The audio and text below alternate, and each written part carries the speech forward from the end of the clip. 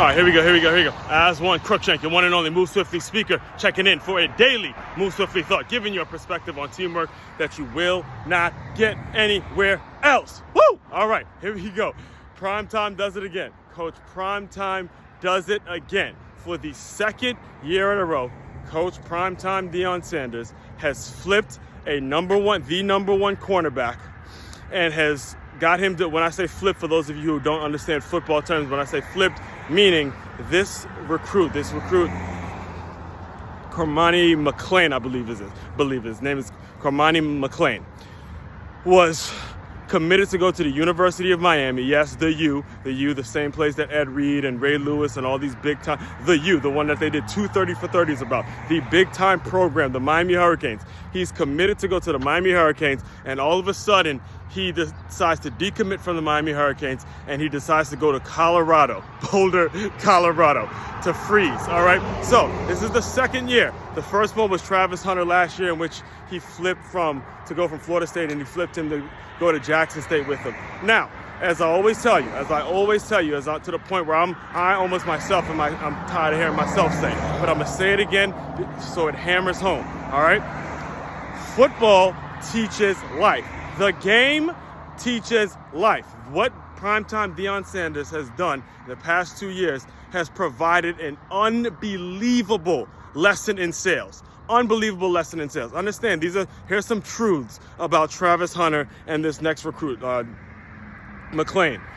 Both of them are cornerbacks. Both of them were the number one defensive backs, and both of them are from Florida. One is from Lakeland, Florida. The other one's from West Palm Beach, Florida, which is the location this is where I'm currently located, all right?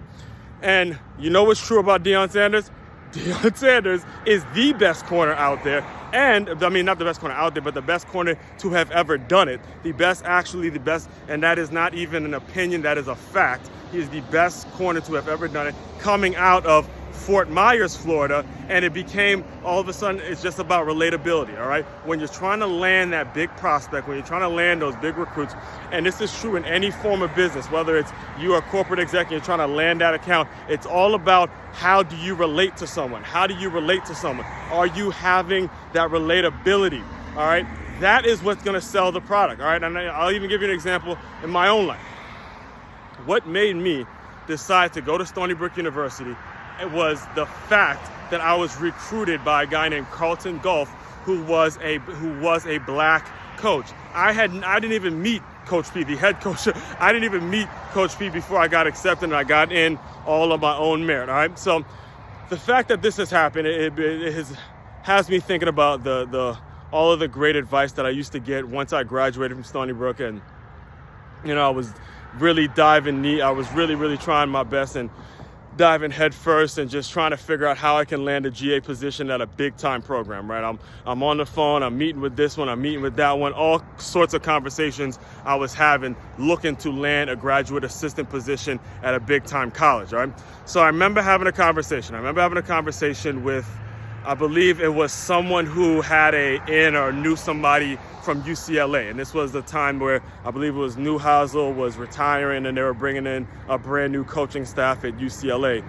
And if I'm not mistaken, I think that the person was able to get me, at least he knew somebody who knew somebody that was going to at least get me a conversation to at least get into the GA position. I'd recently graduated, all that kind of stuff. So we're having a conversation over the phone. This is all happening over the phone. And, he knows my name, and he knows I'm a young black coach, young black assistant and stuff like that. And here's what he tells me over the phone. This is really what I want you to get you to, all right? Because it's very important that you take this lesson in. He goes, look, if you do get this position, and this is him talking to me over the phone. He goes, if you do get this position, I want to be very clear about something. It is the head coach's job to close the recruits. And he stopped. The conversation got real serious. He said it's the head coach's job to close the recruits, because what happens, and then you could tell he was speaking from his heart, you could tell he was speaking from experience. He goes, what tends to happen is we get these young black assistant coaches that can bring in all these recruits. Some of them close, some of them decide to commit, some of them don't commit, some of them fail out, some of the athletes or whatever it is, for whatever reason, it doesn't pan out at the school, and all of a sudden that black man gets gets the boot, gets fired because of a recruit not committing or whatever the case may be. He got in trouble in high school, whatever, for whatever reason, right? And the reason that is relevant, that piece of advice is relevant, is because you got to understand the head coach has to close the recruits. All right, so when it comes to, and if I'm going to bring this example current, when it comes to the kid that just decommitted from Miami and went to Colorado, that's Mario Cristobal's fault. That's not the assistant coaches who's responsible for recruiting Lake Lynn and, he was the one that was keeping in touch with this corner. No, it's not his fault that he decided to commit to flip them and go to Colorado. It's Mario Cristobal's fault because Mario Cristobal, it's his job to close him.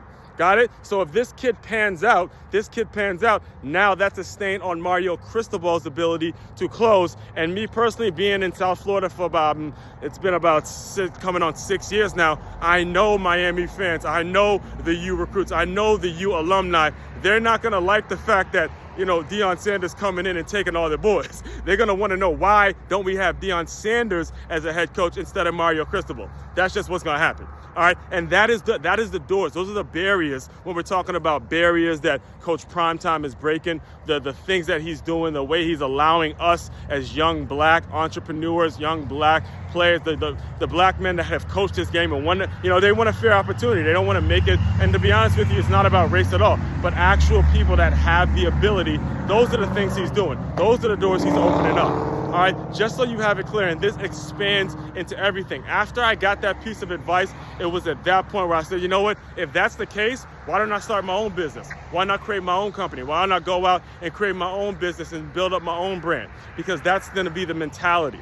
If it's a matter of I have the ability to go out and get people, if all I got to learn is how to close people and things like that, he goes, look, you're a young black man, you're going to naturally have, the recruits are going to be naturally comfortable around you. But where we as young black coaches, where we need our development is how to close these recruits, close those deals, and that's when the real dollars start coming in. It's giving you guys some game, all right? I dive deeper into all of this kind of stuff on my podcast. It is available on makeyourmove.com. That's MakeYamove.com. It's a one-stop shop for all your teamwork and self-development needs. Aswand Cruickshank, your one and only Move Swiftly speaker, checking out. You guys continue to move swiftly. We will talk more soon.